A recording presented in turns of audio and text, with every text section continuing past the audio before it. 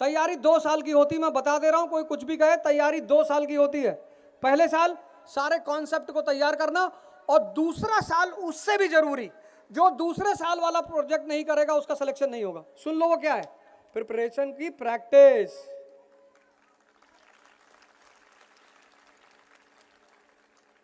ये तुमको आज तक कोई नहीं, मैं बता रहा हूं, 1 साल तैयारी करो और कोशिश करो ग्रेजुएशन रहते ही एनसीईआरटी का डालो, और देखा देखी मत करो यार।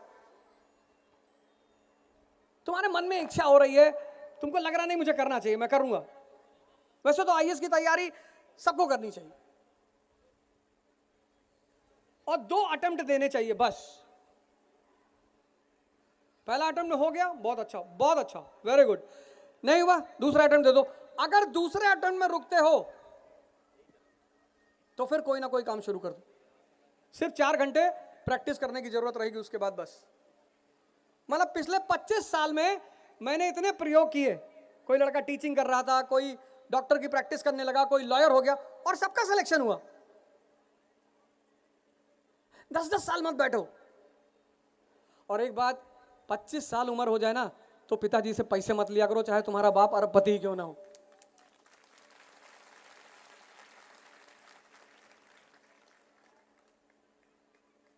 कुछ भी करो, कुछ भी करो। हम तो देखते हैं लंदन में इतने अच्छे अच्छे घर के लड़के मॉल में काम करते हैं, पार्ट टाइम काम करते हैं। मेरा का आईपीएस है असम कैडर का, वो बेचारा एटीएम में काम करता था, एटीएम में। हमने कहा एटीएम में नौकरी, और जब सिलेक्शन हुआ तब उसने बताया। स्वाभिमान देखो, पहले नहीं बताया कि गुरुजी परेशान है या कुछ नहीं, जब सिलेक्शन हो गया तब उसने बताया। हमने कहा एटीएम में काम किया, कहा सर एटीएम में एसी चलता है सर। तो रात भर बैठ के एसी में पढ़ते थे। यह है दिमाग।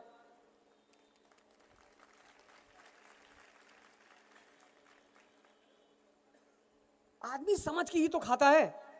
भगवान ने बुद्धि सबको दी, मगर सद्बुद्धि बहुत कम लोगों को दी है।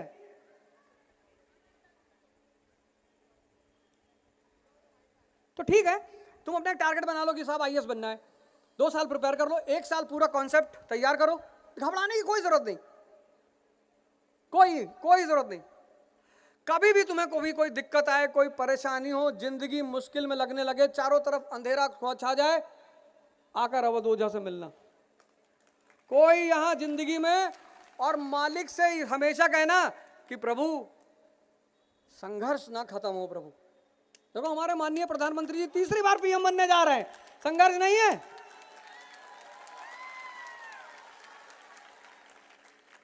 कितना, मैं थोड़ी कह रहा हूं, उन्होंने खुद ही कहा लाल किले से, कहा अगली बार फिर आऊंगा। मैंने कहा जी नमस्कार, अच्छी बात।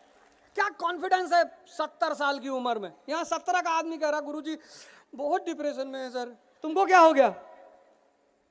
जैसे हम तो तब भी अच्छे परिवार से थे, वो तो अति साधारण परिवार से। मुलायम सिंह यादव, मायावती, ये सब कितने साधारण परिवार के लोग थे।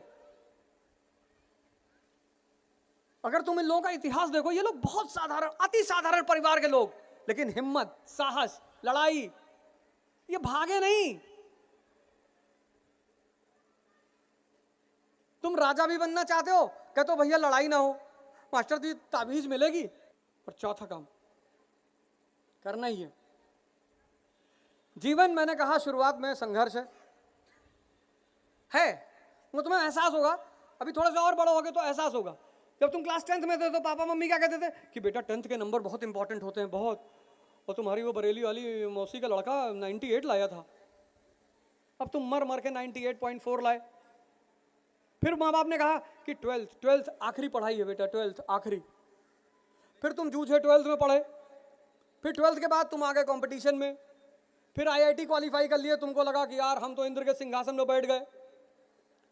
लेकिन आईआईटी, सबसे ज्यादा दहेज इस देश में सिर्फ आईएएस के लोगों को मिलता है। अब तुम्हारे घर वालों ने चुनौती दे दी कि देखो तुम आईआईटी क्वालिफाई कर चुके हो यार, पर आईएएस भी दे दो। अब आईएएस बन गए, आईएएस बन गए, फिर तुम्हारे बॉस, फिर पोस्टिंग। कभी पूछो ना, ये जितने भी ऑफिसर हैं आईएएस पीसीएस, इन लोगों से पूछो, ये बेचारे कहते नहीं किसी से कुछ। सबसे ज्यादा चुनौती ये लोग झेलते हैं। एक शहर का आईपीएस सो नहीं सकता।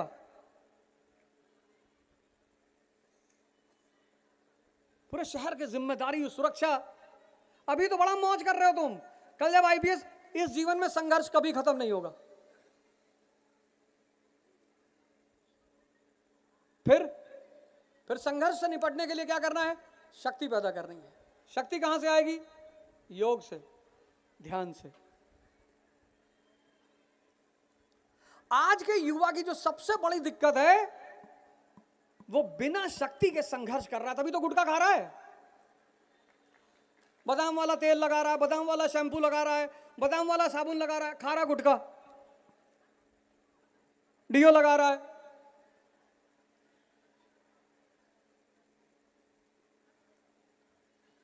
Complan, I am a Complan boy. वो कॉम्प्लान बॉय वॉशरूम में जाया, छिपकली देखा, बेहोश हो गया। वो हमारे मामा का लड़का है, उस सांप पकड़ के नचाता रहता, गांव में रहता है, ऐसे कोबरा वोबरा पकड़ लेगा उठा के। वो कोई कॉम्प्लेन नहीं पीता। वो सुबह उठता है, 8-10 बासी रोटी खा लेगा, इतना चावल वावल सान के खा लेगा, शरीर में ताकत है, कहीं बैल से लड़ जाएगा, कहीं पेड़ पकड़ के हिलाएगा। शक्ति से उत्साह पैदा होता है, गुटखा खाने से उत्साह पैदा नहीं होता, शक्ति से।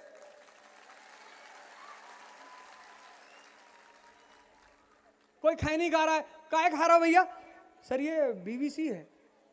बीवीसी बुद्धिवर्धक चूर्ण सर। अगर ये बुद्धिवर्धक चूर्ण है तो सब रिक्शे वाले तब तो डीएसपी हो जाए। यार ध्यान करो, अपने मन को देखो, ये सारा खुराफात। तुम आज एक काम करना, कबीर का जो मन पे टिप्पणी है, उनके 10-12 दोहे मन पे हैं, पढ़ना। इतना परेशान, अगर तुम ध्यान नहीं करोगे ना तो ये तुमको इतना परेशान करेगा, इतना। जिसने जीवन में ये देख लिया कि दुश्मन अंदर है, उसके बाहर के सारे दुख खत्म हो गए। तुम देखो, तुम सोचते हो कि कल सुबह 4 बजे उठेंगे, और शाम को ये बड़ा ताव में रहता है बहुत कि बस कल से फाड़ डालना है सब एकदम, और बस बहुत हो गया, पापा का पैसा बहुत बेकार हो रहा है, पापा को कुछ करके दिखाना है अब, और मामा जो मम्मी का मजाक उड़ाते हैं उनको भी देखना है। और रात में बड़ा ताव में रहेगा और सपना बनाएगा, ये करेगा, और 4 बजे का अलार्म लगेगा, और जैसे ही 4 बजेगा, ये पता क्या कहेगा? कहेगा 5 मिनट और। ये 2 घंटा नहीं कहेगा, इसकी तुम स्मार्टनेस देखो, ये नहीं कहेगा 2 घंटा और, कहेगा 5 मिनट। और तुमको लगेगा यार 5 मिनट कोई ज्यादा तो होता नहीं। अब तुमने आंख बंद कर ली, नींद खुली 9 बजे, और जब 9 बजे सुबह नींद खुली तब ज्यादा, मतलब ये जलील करता है कि उठ ही नहीं पा रहे हो, कुछ कर ही नहीं पाओगे जिंदगी में। इस देश में कोई किसी से परेशान नहीं है, सब खुद से परेशान है, सब।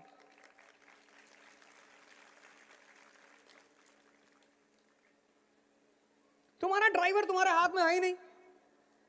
मैं एक साहब के, मेरे एक दोस्त है, उनका भतीजा दिल्ली में पढ़ रहा था, तो हमसे कहा अब उसको 5,000 रुपये दे देना, उसको जरूरत, हमने कहा दे देंगे।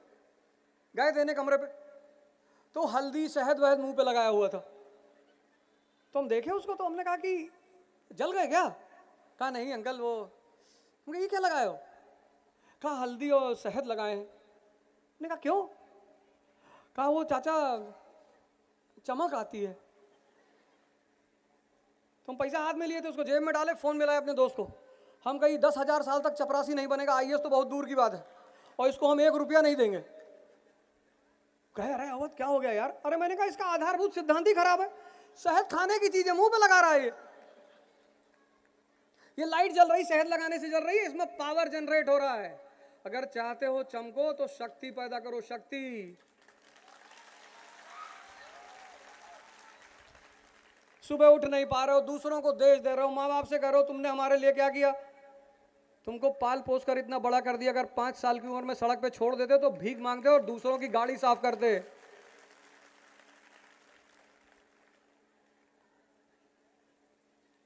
बीस साल के बाद जिस माँ बाप ने आपको 20 साल का कर दिया ना, वो भगवान है आपके लिए।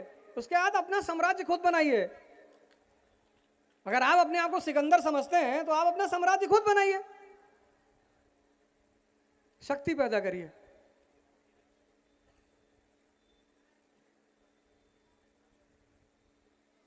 और जब तक आंतरिक शक्ति नहीं आएगी तुम जंगल में देखो गैंडे का कॉन्फिडेंस आंतरिक शक्ति है, कहीं भी खड़ा रहता है। हाथी को देखो, आंतरिक शक्ति है। जिसके पास शक्ति नहीं है उसी के पास डिप्रेशन है।